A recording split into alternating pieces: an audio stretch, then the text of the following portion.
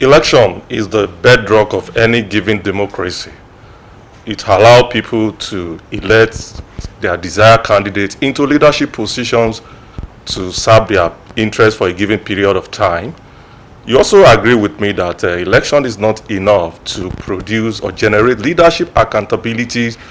And so the question now is how will people, place tab on the people they've positioned or they've elected into leadership positions to deliver on their mandates? I think that concept, if you ask me, the answer to that question is the concept of a constituency town hall meeting, and it's a kind of a grassroots engagement that allow people to place tab on the people they've elected into leadership position to give account of their stewardship, to actually present some of the views and the motion they sponsor on the, particularly speaking of people in the lawmakers, so to say. So it gives them that opportunity to present the motions, the bills they have sponsored on the floor of the House, and also to listen to the cry, the concerns of the people they represent. So the question now is, in Nigeria democracy, what is the regularity and the consistency of the concept of constituency town hall meeting? Believe me, that's a question begging for an answer. All right, it's another beautiful Monday morning, and it's a pleasure to welcome you to today's edition of AM Today, your flagship current affairs shows on this channel, Osrc Television. My name is Alex Adejoye. I'm not a Lone Ranger on the show, as always. Ade Bukola Oba is here. Good morning, Bukola. Good morning, Alex. How are you doing? How was your weekend? Very well. I trust you had the restful weekend yourself. Perfectly, absolutely. Good morning, dear viewer. It's another beautiful edition of AM Today, and we are coming to you live from the Osrc Television Studios right here in Orita Obele, Akure. Of course, we got a beautiful lineup for you this morning, from bringing to you top stories, making headlines from around the world, and bringing to you conversation and issues that matter to you and our society. My name is Adebukola Oba. And do well to stick with your screen and stay with us. All right. Speaking of sticking to your screen, like she said, we have quite interesting lineup, and as usual, we are starting with taking stories making the headlines from the national dailies. And this morning, I'll be taking stories from the Nation newspaper, the Guardian, and also the Daily Trust. So, starting with the Guardians, Orire, wives of abductors for arrangement. With the riders arrested kids to go and the pressure that cracked terrorists. Let's take a few paragraphs from that story. The game changer in the intelligence-driven process to rescue the abducted Orire pupils and teachers was the arrest of terrorist family members, wives and children by the operatives of the Directorate of State Services, DSS. It was learned yesterday on Friday after a military swoop on their den inside the Oyo National Park. 39 pupils and 6 teachers abducted on May 15 from Haoro, Esile, Yawata, and Alausa community in Orire local government area of Oyo State were rescued, according to security agencies, after weeks of sustained intelligence gathering and military pressure. Operative of the DSS tracked down and arrested wives and children of the kidnappers in different communities and cities across the country. The operation, sources said, was personally coordinated by senior DSS official after security forces had already sealed off the terrorist escape routes and surrendered their hideout inside the national park forest. The family members were subsequently taken to Abuja, where the wives were interrogated in accordance with the investigative procedures. A security dispatch said the sources added that videos recordings of the interrogations were leaked to the kidnappers, which unsettled them and forced them to reduce their demand during subsequent negotiation. For details on that story, of course, you may want to check the Nation newspaper. Well, we must commend our security agencies for this coordinated effort. Yeah, intelligence-driven coordinated rescue operation, I must say. It's actually commendable. Yes, it was a gift to all Nigerians over the weekend. And like you said, we really need to commend them. Yes, we must commend them. Like I said, that for the first time, in a long time, I feel like, oh no, this is amazing. And I'm proud of the Nigerian military, and the entire security apparatus for giving us that beautiful gift. And the level of intelligence, invested in that operation shows that, of course, there is hope for Nigeria. Yes, we are very optimistic about our security agencies. And there's something about family, and for them to be able to get this abductees, they actually had to threaten the abductors of their families. Abductors. So there's abductors of their families. So there's something about family here. The fact that they had to go and take their families and interrogate them. They are still human, and yes, every strong man has a weak point. Of course, they have a weak point. So it was a beautiful, and even for the DSS to be able to unmask these terrorists, because if you check all the video they did, only one of them appeared in one video, and he was completely masked. He didn't show his face. But for DSS to actually unmask all of them and also trace their families, down to northern part of the country, yes, it's a big kudos. It is a commendable effort. Very commendable. Still talking about the Orire rescue and talking about family, I'm going to be taking my first story from Punch newspaper. Rescued Oyo pupils, teachers may meet families today. Rescued pupils and teachers abducted from schools in Orire local government area of Oyo State may reunite with their families today, Monday, following their anticipated formal handover by the military to the Oyo State government after 48 hours of medical observation. The victims, who regained their freedom on Friday after spending 56 days in captivity, have been receiving medical treatment and psychological support at the headquarters of the 2 Division Nigerian Army Medical Services, Odogbo Barracks, Ibadan. Governor Seyi Makinde, who visited the victims on Saturday, had disclosed that they would remain under medical observation for 48 hours before being formally handed over to the state government. He said, "Our plan right now is to watch them over the next 48 hours. So by Monday, we think an assessment will be done, and maybe there will be a formal transfer from the military to the state, and then we can manage the process from that point forward." For more details on this story, you can find on the Punch newspaper. Okay, I'm still with the Nation newspaper. Away from security matters now, going straight to political issues. APC, ADC and NDC not ready for polls, with the riders' inability to meet INEC deadline on uploading candidate names shows incompetency. APC upload names of Tinubu, Shetima, 469 others on INEC portal. Opposition parties are not ready for the next general election, the All Progressive Congress, APC, said yesterday. According to the ruling party, the failure of the opposition parties to upload the names of their candidates to the Independent National Electoral Commission, INEC portals, before deadline is evidence of laxity and lack of seriousness. APC National Publicity Secretary Felix Moka said their inability to meet the deadline reflected chronic inherent weakness, adding it raises legitimate questions about their operational capacity. He stressed, and I quote, "Political parties that cannot efficiently conclude their own internal nomination processes cannot possibly be trusted by Nigerians to process the competence, discipline, or readiness to govern our great nation or its subnational government." End of quote. The deadline for the upload of presidential and National Assembly candidate by political parties to the INEC portal was extended by 3 days, although the submission of candidates particulars were earlier scheduled to end by 6 p.m. on Saturday, July 11, and it will continue till midnight tomorrow. Details of these stories you get in the Nation newspaper. All right, I'm still on Punch newspaper, and now to politics. 2027 presidency. APC Muslim ticket sparks fresh debate. The decision by President Bola Tinubu to retain Vice President Kashim Shettima as his running mate for the 2027 presidential election has reignited debate over the All Progressive Congress Muslim ticket.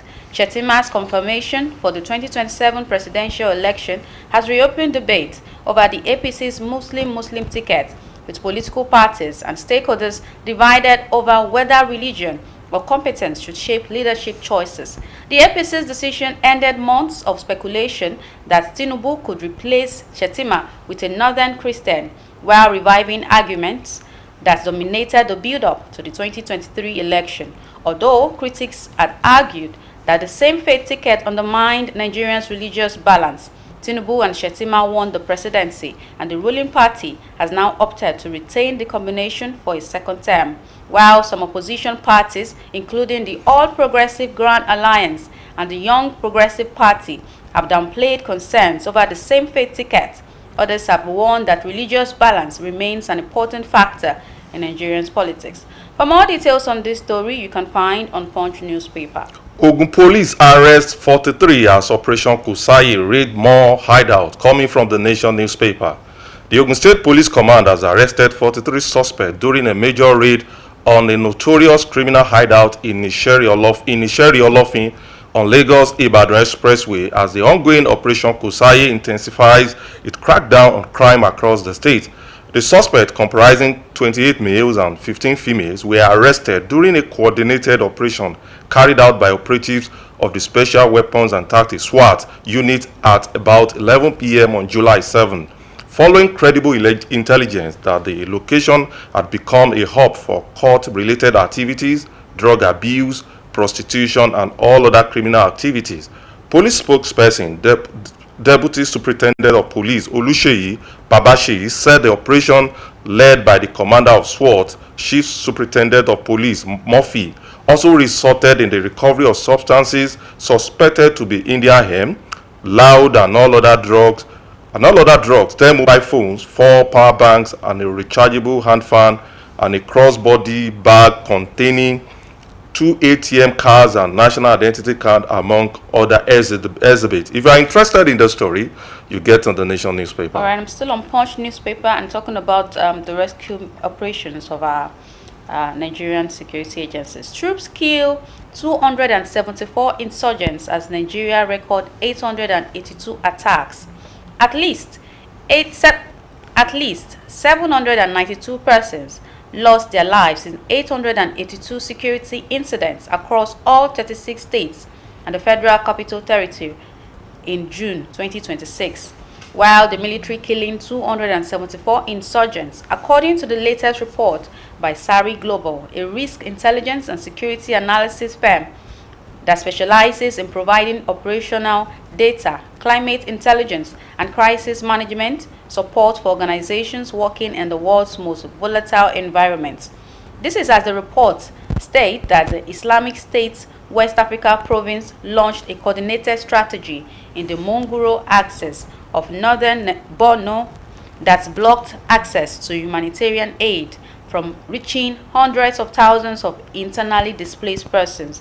The document, Osrc Global's Nigeria Monthly Security Overview for June 2026, obtained by The Punch, identified the Monguno axis covering the garrison towns of Monguro, Cross, Kaura, Baga, and Kukawa as the country's critical humanitarian flashpoint, driven by ISWAP's nighttime compound raids and daytime arson of aid contracted cargo along the Monguno to Gaijam Road. The monthly Nigeria report is published on Relief Web, a leading humanitarian information repository on global crisis managed by the United Nations Office for the Coordination of Humanitarian Affairs. For more details on this story, you can find on Punch newspaper. All right, the Nation newspaper captured this very unfortunate, so this sad story. 7 killed, 5 injured in Bauchi highway crash.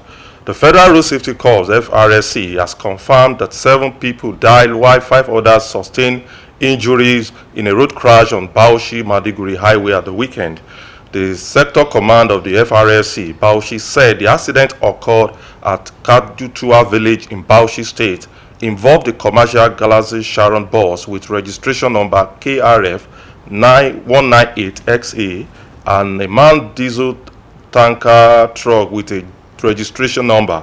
According to the command, the crash happened at about 12:05 p.m. It was reported to the FRSC 2 minutes later, while rescue personnel arrived at the scene at 12:22 p.m.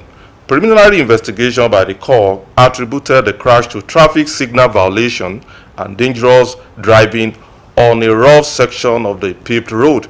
A total of 12 people were involved in the accident, comprising 10 adult males, 1 adult female, and 1 male child. Of the number, 7 adult males lost their lives, while the 5 others, the 3 adult males and 1 adult female and 1 male child, suffered injuries. The deceased were identified as Gaba Babaji, Akali Galadima, Aliu Samanja, Abba, Amodu Gazwa, Rabiu Baura, and Ibrahim Gucho. And that does it for that unfortunate incident. So it's quite unfortunate. I'm now moving to Vanguard. And the first story here read, FG raises WAEC NECO fees to 50,000 naira per candidate.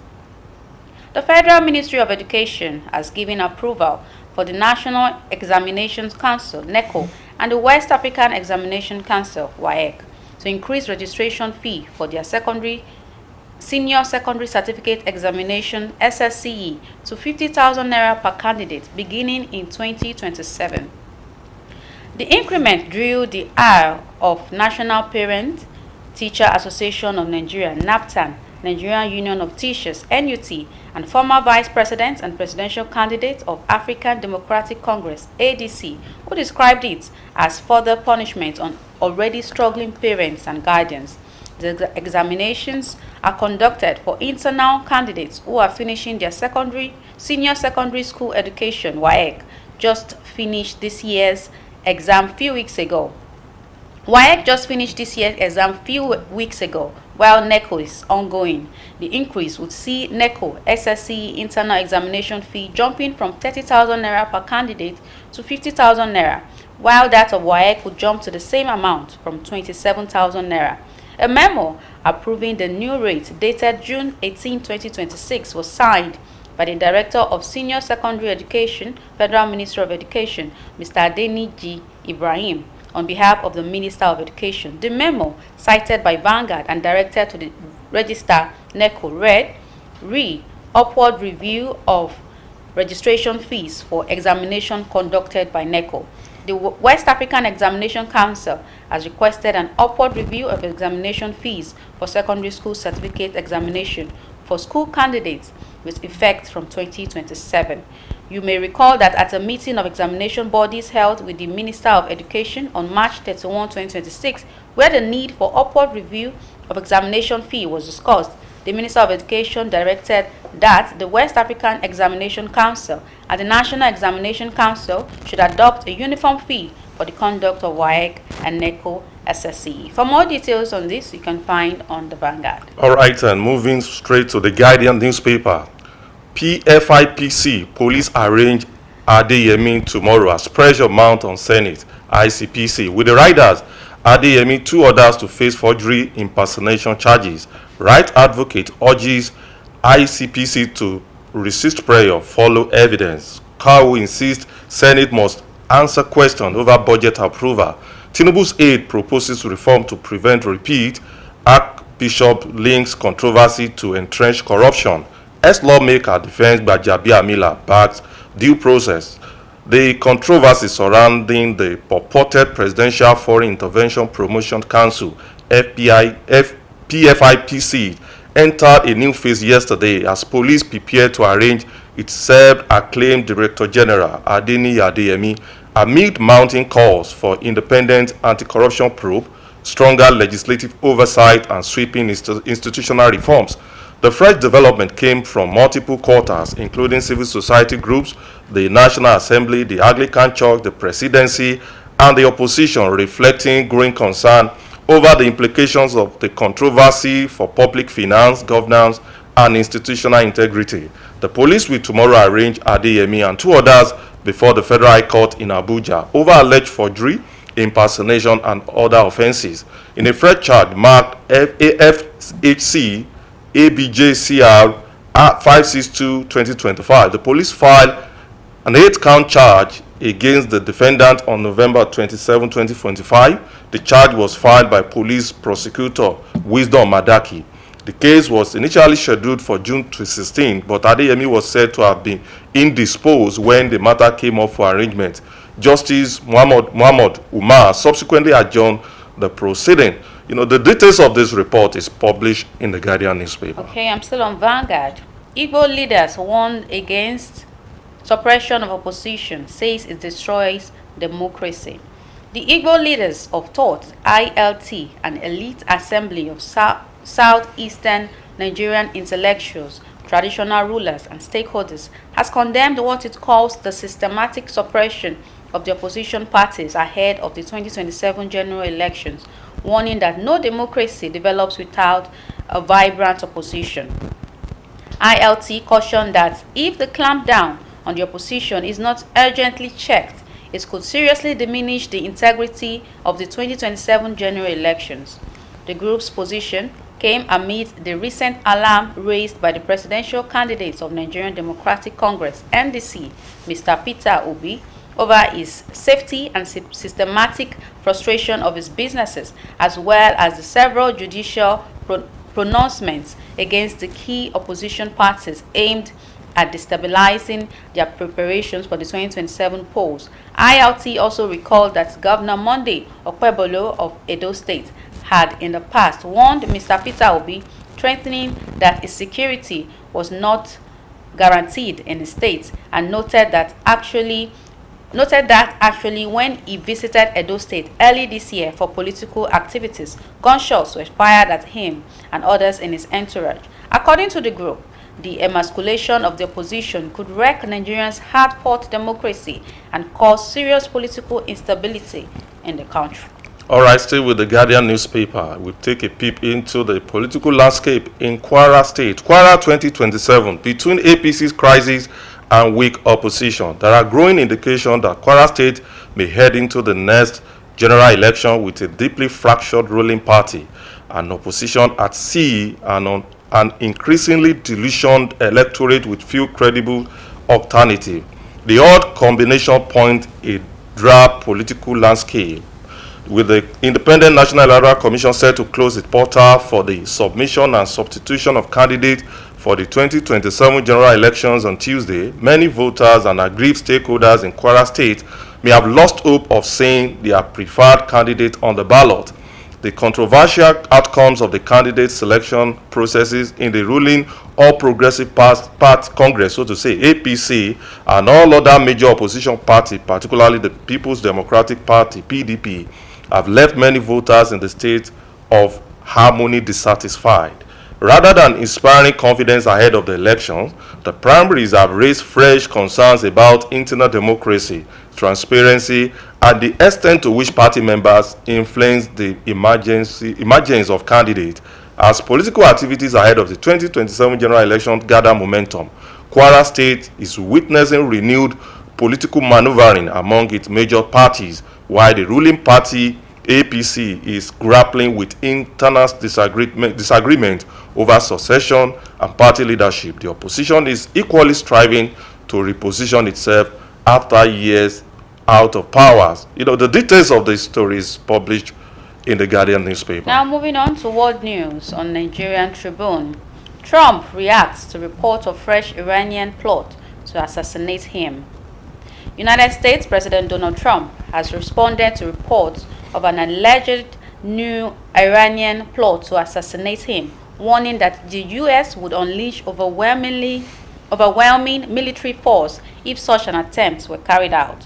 1,000 missiles are locked and loaded and aimed at the Islamic Republic of Iran, with thousands of more to immediately follow should the Iranian government act on its threat, pronounced in many corners of the globe, to assassinate or attempt to assassinate the sitting president of the United States of America. In this case, me, Trump wrote on his social media platform Truth Social. Orders have already been given, and the U.S. military is ready, willing, and able for a 1-year period of time, subject to extension, to completely decimate and destroy all areas of Iran, it said. The U.S. president issued the warning after reports claimed that Israel had shared intelligence with Washington, alleging that Iran recently developed a fresh plan to target him amid renewed tensions surrounding a fragile ceasefire between the two countries. For more details on this story, you can find on the Nigerian Tribune. All right, I'm moving straight to Daily Trust now. It was our hope Father Moore's 28-year-old lieutenant killed in Oyo rescue operation. Mr. Isaac Alabura, father of Lieutenant Felix Ademe Isaac, the 28-year-old Nigerian Army officer who died during an operation to rescue abducted teachers and pupils in Oyo State, said his family is yet to recover from the painful loss. The young officer was killed while leading troops during the rescue operation that secured the victims' freedoms on July 10, 2026. Daily Trust had reported that the government abducted teachers and pupils for 3 schools. And for details of this story, we don't need to go through that again. You get from the Daily Trust, and that is, we call it a wrap for newspaper review this morning. And we'll take a break now. When we come back, we have a very interesting discussion waiting for us to explore. Stay with us. We'll be right back. It's still AM today. Chief Michael Adekunle Ajashin, born November 28, 1908, was a distinguished Nigerian educator, politician, and statesman renowned for his integrity, commitment to democracy, and transformative impact on education in Nigeria. Born in Owo, present-day Ondo State, Ajashi began his education at St. Andrew's College, Oyo, from 1924 to 1927, where he trained as a teacher. He furthered his studies at Fowler Bay College in Sierra Leone, earning a Bachelor of Arts degree in English, Modern History, and Economics in 1946. He then obtained a postgraduate diploma in education from the University of London in 1947. Ajashin's career in education commenced with his appointment as principal of Imadi College in Owo in 1947. He was instrumental in staff development, encouraging teachers to pursue further training at institutions like University College Ibadan.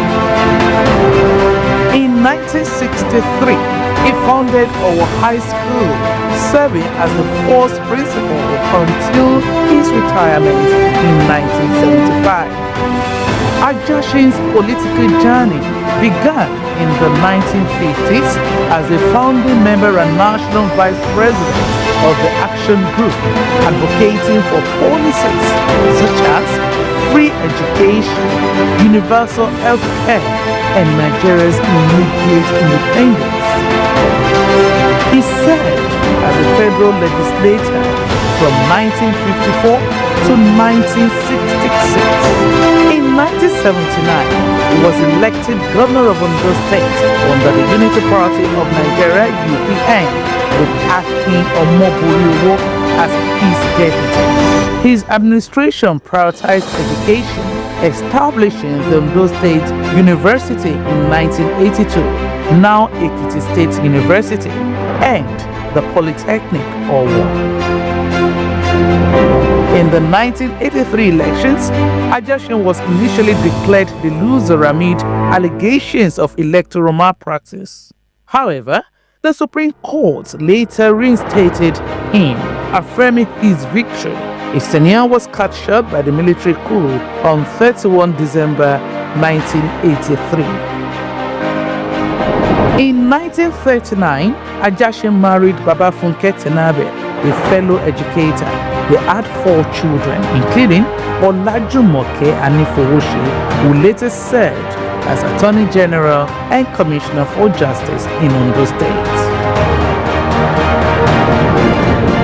Ajashin's commitment to democracy was evident in the 1990s when he became a leading figure in the National Democratic Coalition, NADECO, advocating for the restoration of democracy and the recognition of MKO Abiola's electoral mandate. His activism led to his arrest in 1995 under General Sani Abacha's regime. In recognition of his contributions, Ondo State University was renamed Adekunle Ajashin University in 2000. His governance style, marked by simplicity and incorruptibility, remains a benchmark in Nigerian politics, as he once stated, and I quote, I came into office in October 1979 with a set of my own rich native dresses and left office in December 1983 with the same set of dresses. No addition, no subtraction. His legacies continue to linger in memories, generation after generation.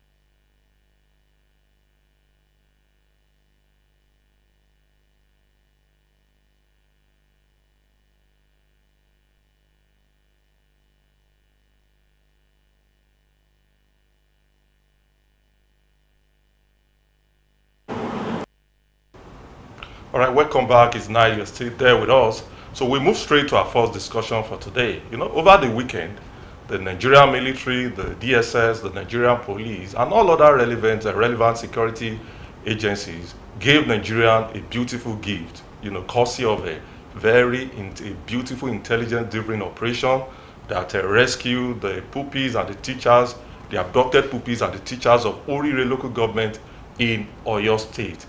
And that much anticipated rescue has generated, you know, a wide range of celebration, congratulations, and commendations from Nigeria. You know, after 56 days in captivity, the much anticipated rescue eventually came.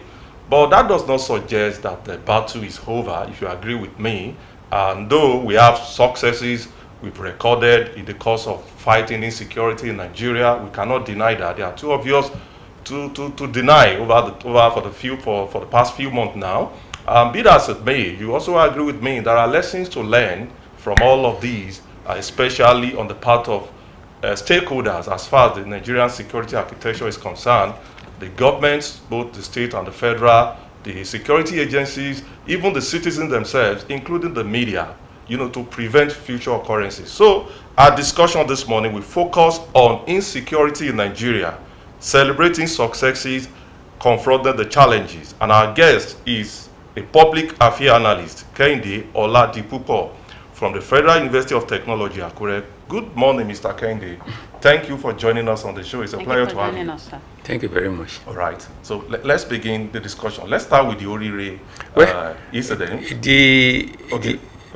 We better have to thank the president, all right, for what he has done. But there is one thing that actually giving the country this success. Okay. Cooperation.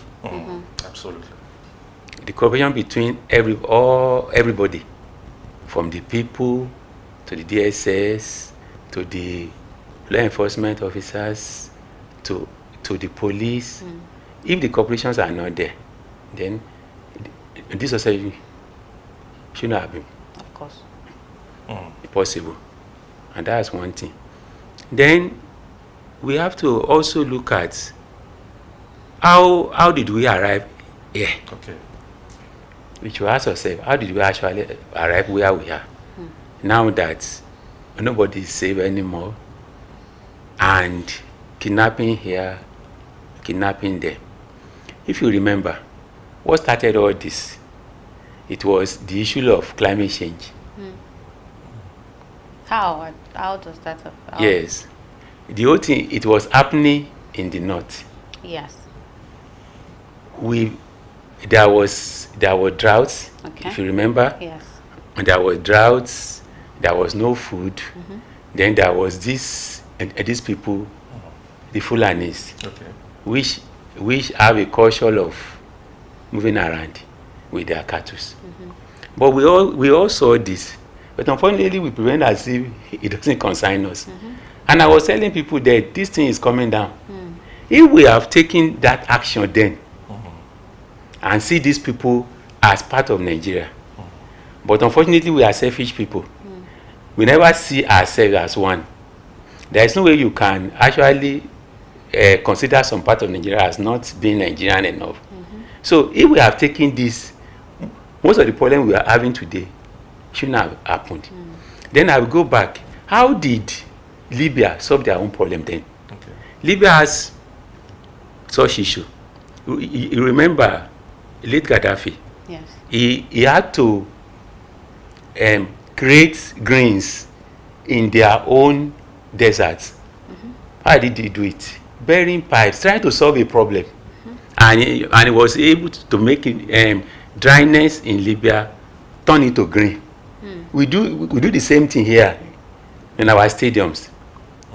Before the plastic, what do you call it, grasses, we do it in our stadiums. So if we are actually focus on technology, maybe all these things, and taking those people as part of ourselves, all this, maybe where we are today. You're saying that it's negligence that causes exactly. negligence of this Exactly. terrorists in the first So instance. where we are today shouldn't have gotten would there. not have gotten Now there. we have gotten here. What is the way forward? Before we talk about the way forward, Okay. let's review this particular Oriri incident. You know, a whole lot of people have been commending the military, you know, with a joint operation with all other security agencies, to actually giving them the credit for that. So from a security standpoint of view, what does that speak for our security architecture, given the fact that the way they went about it, to the extent of arresting the family members of the abductors to soften their demand, which eventually led to their surrender. So what does this speak? What does it mean for our security architecture? Well,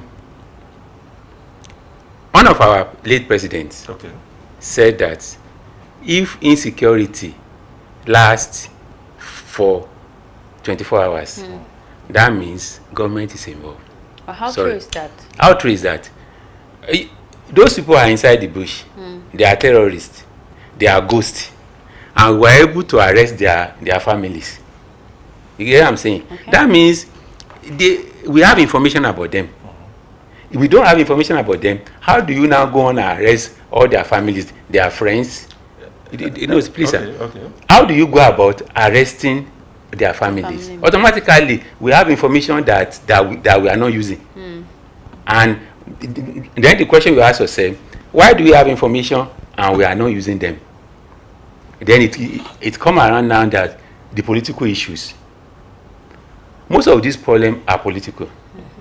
Some people are using this insecurity, one, as a way of making wealth. They're benefiting from it. Benefiting from it. Then two, as a political weapon. Already, we have a lack of education in some part of the country. They are Nigerians. They knew that there are people to use, which are the foot soldiers. If you have nobody to use, there is no way that most of this problem will be there. So as I said, if you have the political will to solve this problem, we will solve them. Does that mean this present government is not showing enough political will to solve this problem? Well, if they are not showing enough political will to solve the problem, the success you have seen, we won't see it. But the issue there is that, first of all, you must love your citizens. You must take away the issue of politics from our security architecture. As any leader in Nigeria, you must be ready to die for the country. You get what I'm saying? If you are not ready to die for the country, it will be very difficult for you to solve most of these problems. Why do I say you have to be ready to and to die for the country. Most of the policies to solve this problem will be anti-government, anti-people. If you are not ready, you have to leave the issue of I want to come back in another 4 years. But in most cases, if you do well, the people that you are dealing with also knew that you have done well. And they vote you again. And they vote you again. And that's why for somebody to solve Nigerian problem, you must be ready to die for this country. You must lay your life down. If you say the security architecture is politicized, maybe I will agree to you to some extent. But with the new development, I spotted the Chief of Defense Staff talking to his fellow comrade, his fellow officers, that if you see a bandit, shoot at sight. That if you do not shoot, they will treat you as bandits. So I think that suggests a strong political will and the Nigerian army that has been freed from the shackles of political influencers. Do you agree with me with that? Well, partially, I agree with you. Okay. With the present government, you remember, there was a chief of army staff that had a wedding, and an insecurity, and he preferred to go to that wedding than going to solve the insecurity. So the government has actually done well in this area, but we have to remember, Orire is not only, of course, the only insecurity we have in Nigeria. If only we can replicate what we have done in Orire. Actually tell people what is Safisa Forest. You know the geolocation. What takes the whole exactly what they have done in Orire to the Safisa Forest? Surround surround that forest and see whether. But as we said, those other leaders, maybe the large the as I said, but with this government, I think they've done a lot in solving this. To help us understand this conversation, maybe I should just take you through some major security successes recorded in the last 3 months. Okay, sir. To help this conversation further. 10th of July 2026, Joint Security Forces rescued the abducted pupils and teachers, of course, the Orire one. 11th July 2026, troops killed over 300 bandits during major offensive in Gumi, Zamfara State. 3rd of July 2026, Defense Headquarters announced 662 terrorists neutralized, 1,084 suspects arrested, and 951 kidnapped victims rescued nationwide in second quarter operation. 17th of June 2026, troops rescued 5 kidnapped victims during coordinated operation in Kogi. We can go on and on and on like that. Exactly. To some extent, I think I'm not holding brief for the government. I think I'm not seeing the element of political will in all of these. So what's your take on that? Would that change your narrative? Well, I may say, maybe I mentioned something, which I hope we can actually face the facts here. And what I'm actually, with the trending events, every political offices, they are doing everything to please the people. Well, what does this successes tell us about the Nigerian security agencies? Should we be optimistic about? Yes, exactly. We should be optimistic, and also, if only, as I said, if only we can, with all these indices, if only we can, good. With what we have. What we were able to achieve with Orire, I hope we'll be able to implement them in other regions. Okay. Sorry, sir. The data you have, good. We have the data, but it's far, far more than that. Okay. The problem we have is far, far more, and I think we need policies change to solve most of these problems. Okay.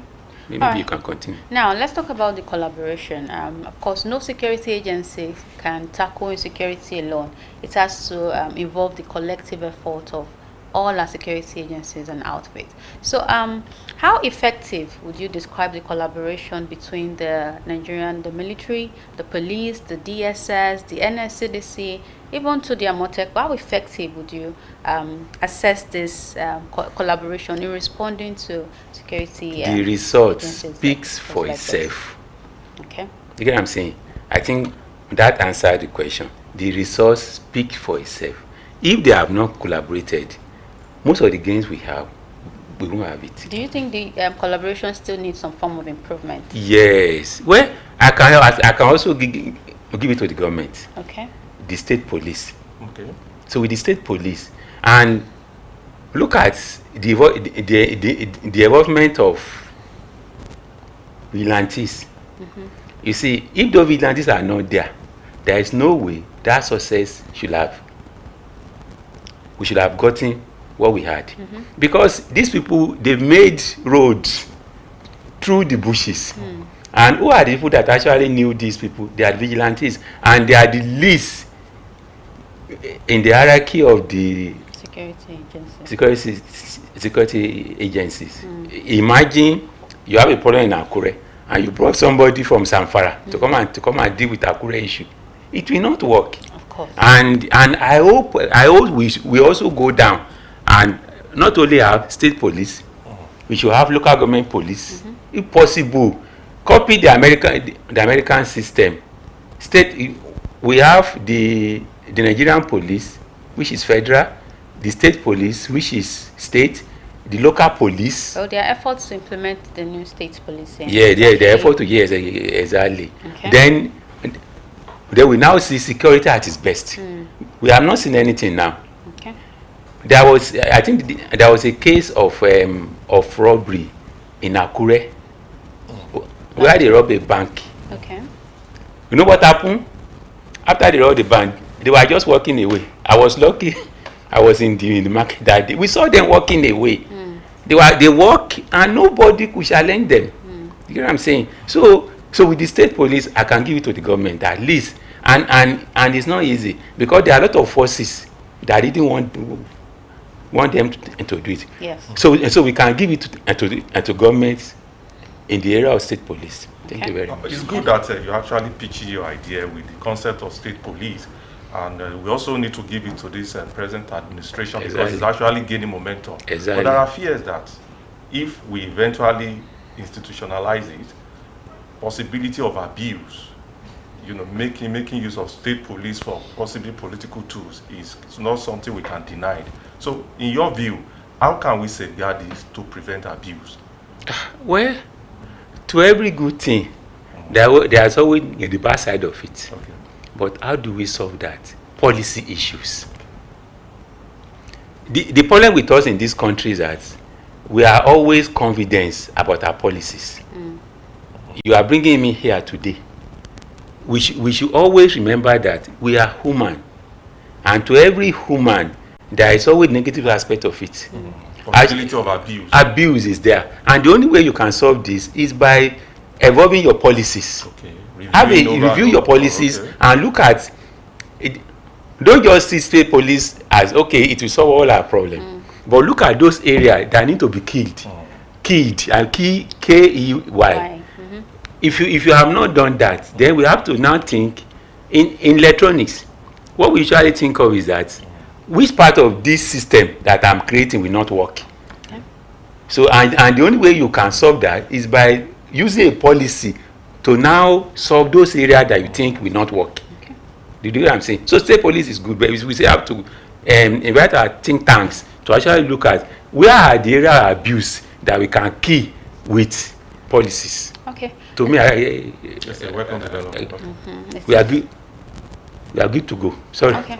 Okay. Now let's look at some of the lessons we can learn from this Oriri incident. Of course, while there's some every rescue operations can actually show us some lessons we can learn from the loopholes from these criminals. So can you tell us some valuable lessons the government and the security agencies should learn from this rescue mission in order to prevent similar recurrence in the future? Well, we don't have the full details already. Okay.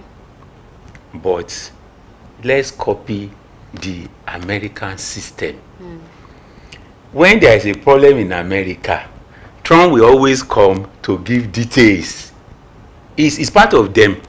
But in this country, we don't see. We need to know what is going on. Maybe we should allow the Nigerian military to gather their thought. But to some extent, I think what they release is enough for us to actually deliberate on what transpired. We of course, the rescued of the puppies and the teachers, and also they arrested the rest of the family members. 8 of the abductors, and possibly one or two neutralized. Is that not? Do you think that's not enough for us? No, it's not enough. Okay. There is what we call the conspiracy theory.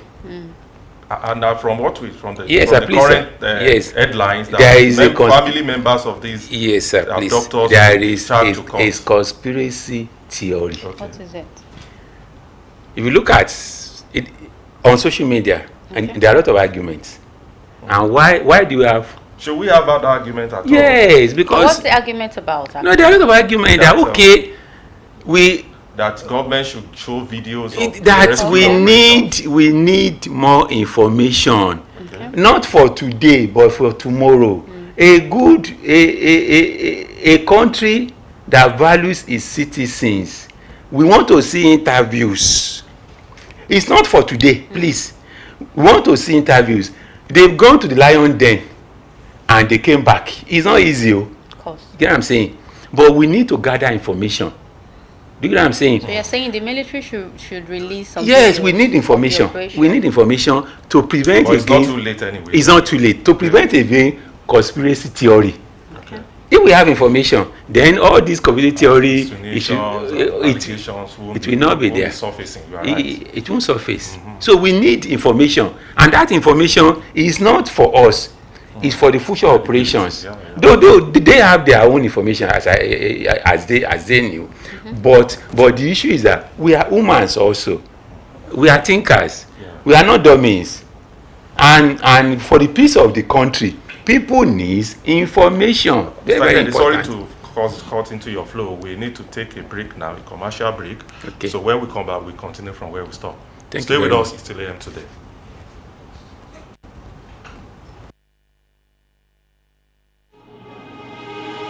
Excuse me, ma. This is your 100% in my year. Babes, are you sure you want to spend this much on hair? Since your landlord just increased rent, I saved for this one separately on money points. Ma, you say you save on money points? Yes. This madam money points here. The array of your dryer there is charges savings money points I used to have it. The rest of this my sub is fees savings money points I used to do it. The salary of this my staff is save as you transact, son. Jennifer, money points save as you transact. Money points fixed savings and money point target savings. What's up? Why did John don't contribute to it? Why should they? Come on, oh, you go give your money to Hadaku to save. You see money points accounts there. You know go open a savings account. Now Hadaku you shoot. I beg everybody inside this my salon. Oh, yeah, bring out your phone and download the money points app now. Even you. What are you waiting for? Download the money points app now. Hadaku, wow, open money points account. Money Point, made for your progress.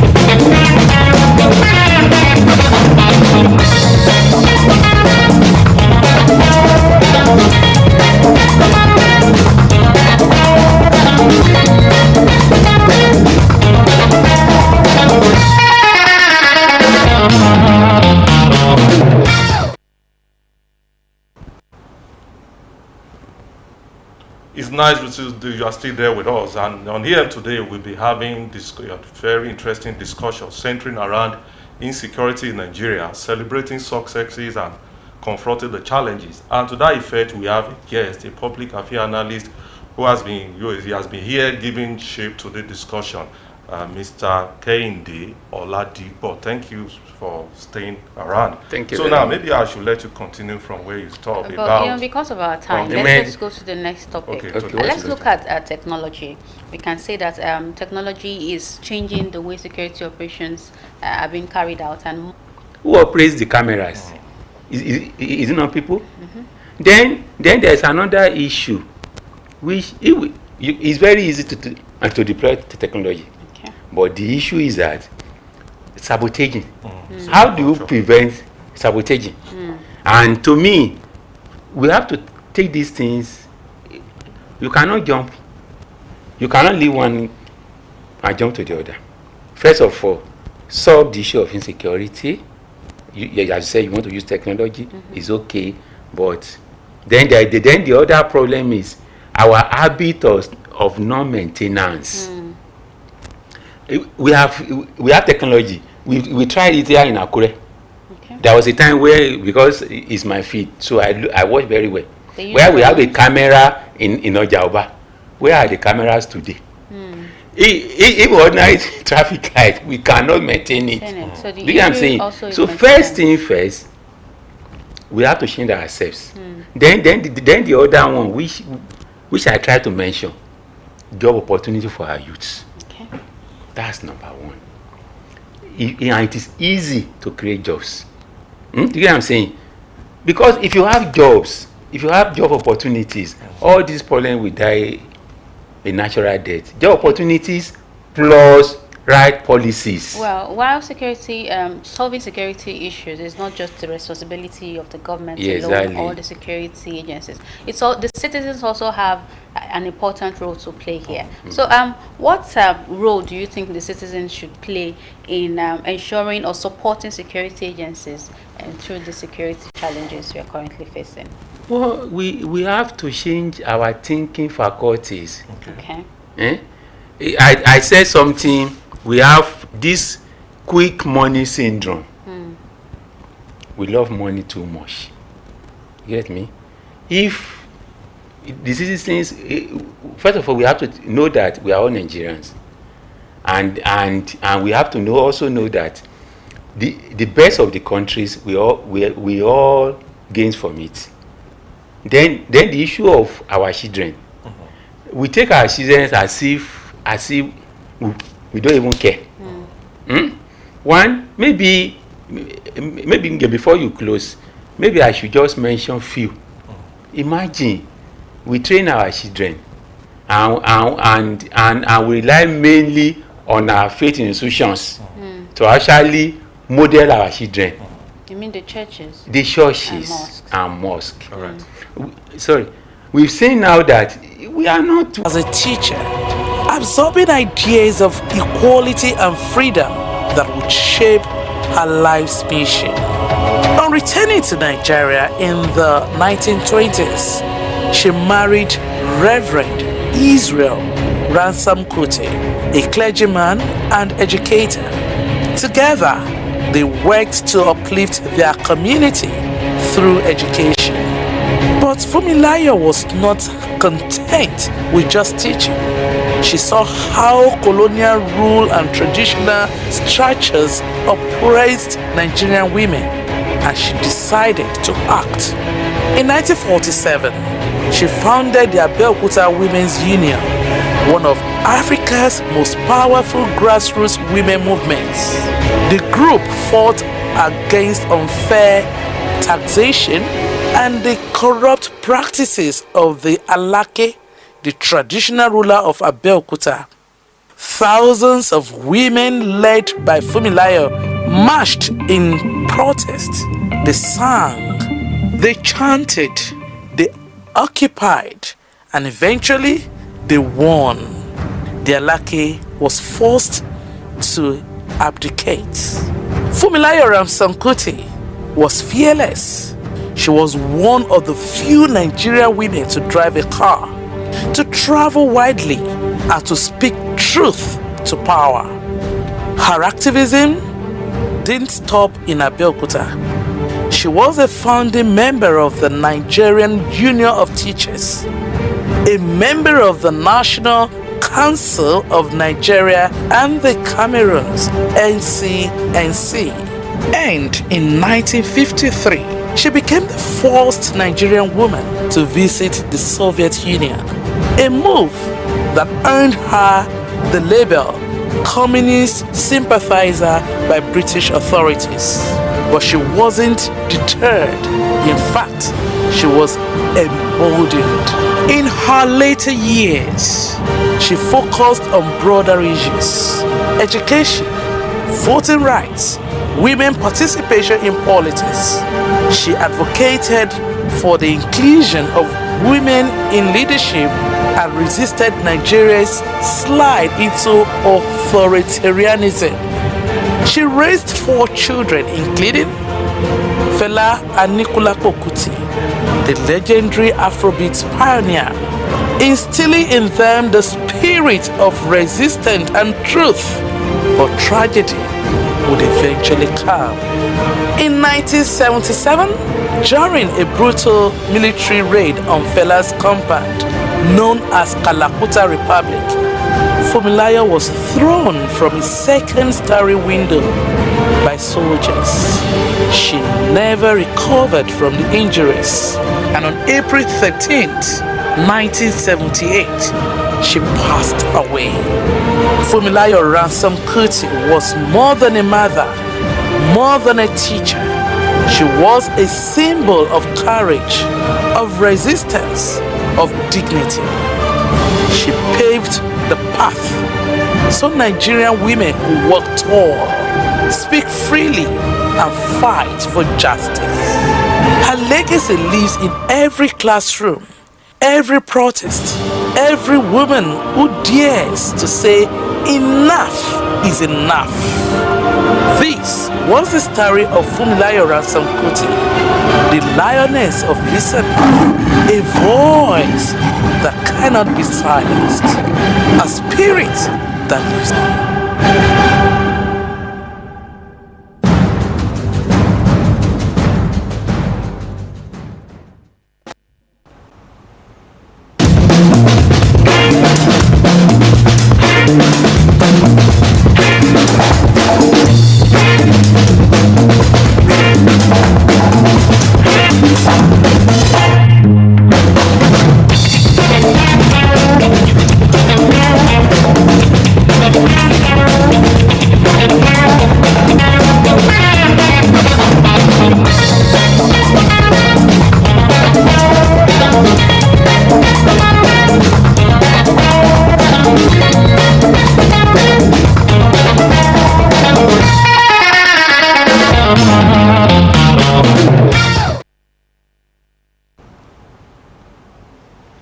Welcome back, and thank you for staying with us.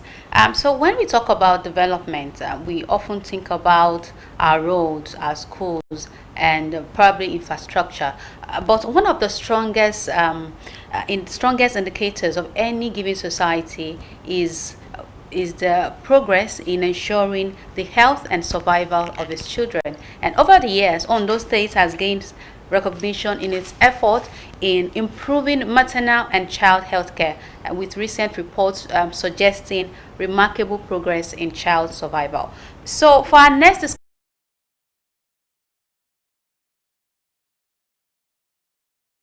can you tell us how well a healthcare system is protecting the lives of mother and child, but maybe for viewers who may not fully understand the terminology, what exactly is infant mortality and why is it important in the state as at now?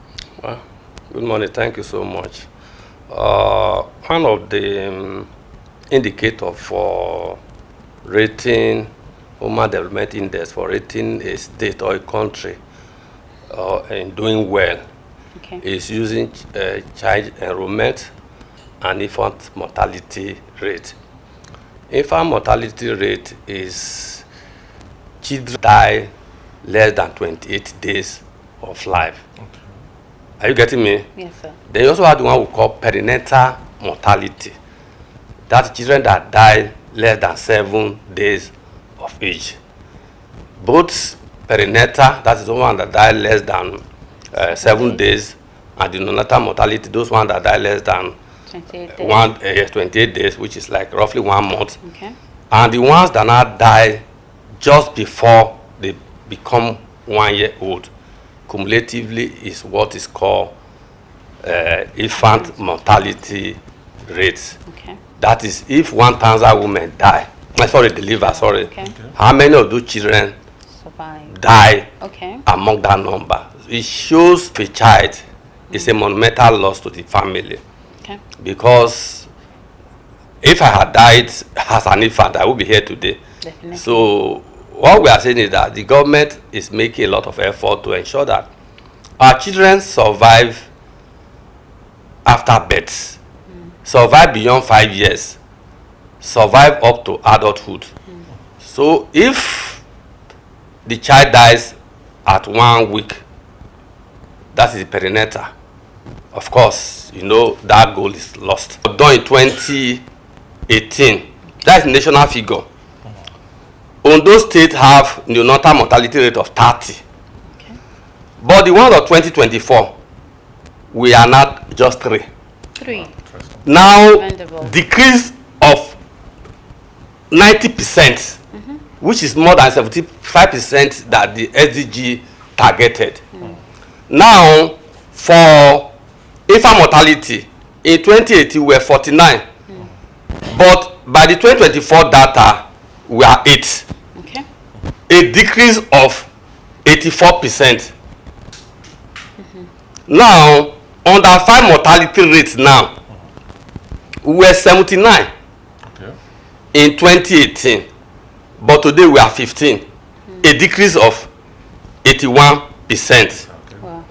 So, How yeah. significant is this achievement when we compare it to other states? Let me give you As the pace setter in maternal and child health care delivery services. Yeah. So if I may want to ask, what has changed? Because Ondo State used to be at the forefront.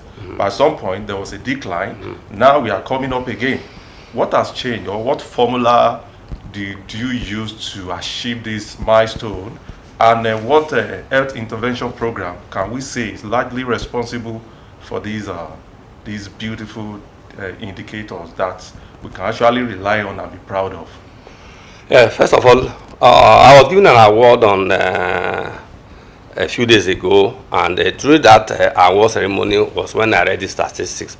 And what did I do? I dedicated the award to the governor of the state, His Excellency Dr. Orimiso Ayedatiwa, Lucky. And also to the women of mothers of Ondo State and their children. I dedicated the award to the 2 important figure in Ondo State. That is the governor, Dr. Lucky Orimiso Ayedatiwa. Why did I dedicate it to him? That the mortality rate will rise. All right. Doctor, let's talk about primary healthcare. Yeah. Yes, like as you were talking about, primary healthcare remains one of the first points of contact for mother and children, especially in rural communities. Yeah. So how impactful has the primary healthcare centers been in reducing infant and neonatal mortality across Ondo State? That's what I'm making to you. Okay. That in 1978, the Alma-Ata conference in Russia, Okay. they came up with the whole community of the world, United Nations countries. After deliberations, they came to this conclusion based on evidence that is when primary health care became a global phenomena, identity, ideology that should drive the health system of the world. But if you look at it, it's accessible. There's no barrier. There's no financial barrier. Coupled with this contributory health commission, who is also supporting, and the federal government that is providing money they call Basic Healthcare Provision Fund. Also, there's a project that is called Impact, which is also a World Bank project. Cumulatively, they made resources available, probably monthly released by the governor of Ondo State. They made resources available for the PAC to perform. But besides that, the human resources is the most critical.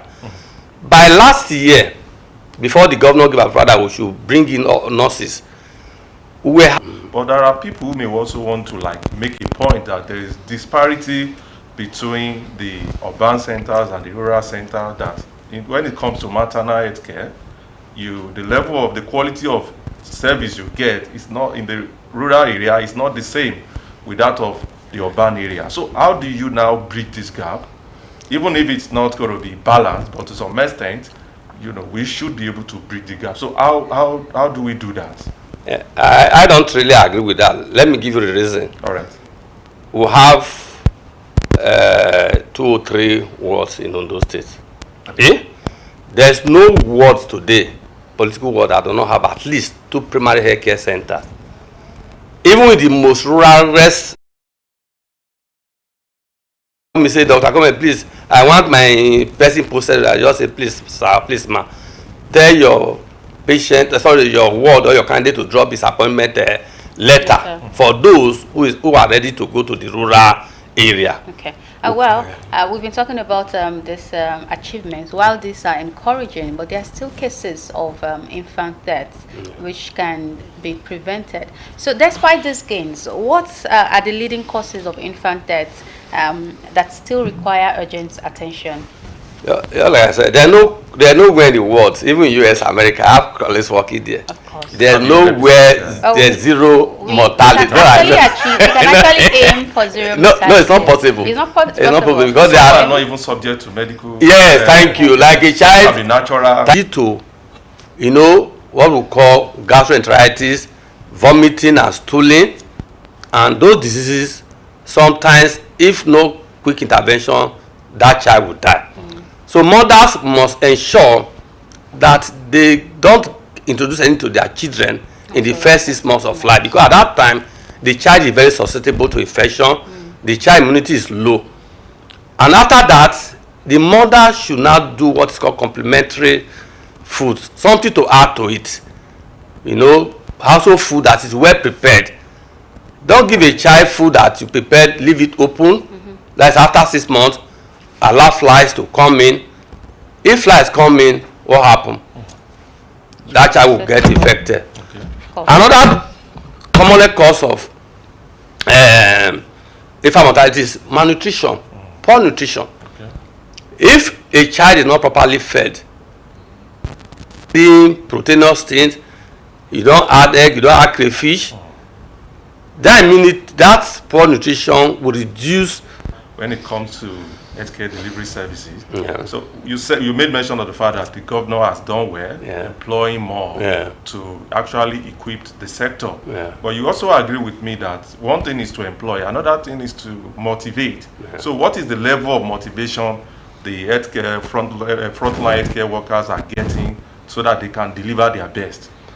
Well, again, let me also thank Mr. Governor for that, because as of today, Ondo State is one of the, if not the only state, is one of the first states that have adopted the federal government remuneration for health workers across board. In other words, there was no negotiation. Before, there have been the health system of Ondo State for 20-something years.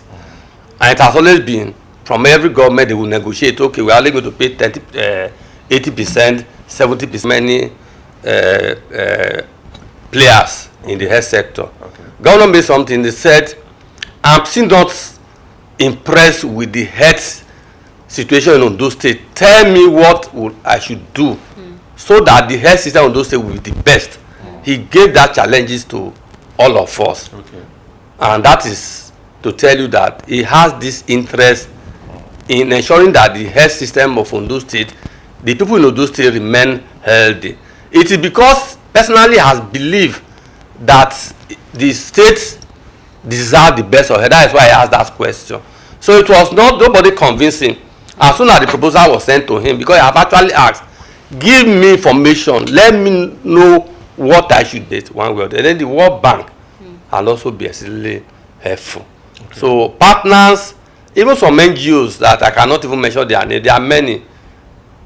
Maristos, there are many. So many of these organizations are coming to Ondo State. And partners like where results are coming out, and they want to go there. And that is one of the beauty of Ondo State. You just see them coming, okay, want to support Ondo State, want to support Ondo State. You know, I think that is to say, I have to thank all the partners, religious leaders. Let me not also forget them. They are also very, very helpful. Okay. The chief imam, the camp chairman, anytime we call them for any health intervention, they quickly rally around us.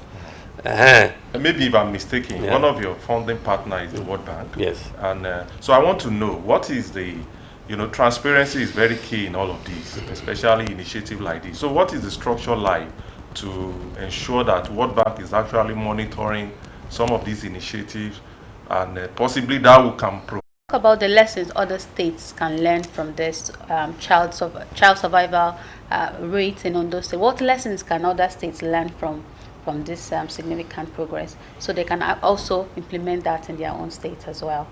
Thank you for that question. I also want you to know that Ondo State is one of the 12 states selected by the Federal Minister for Health.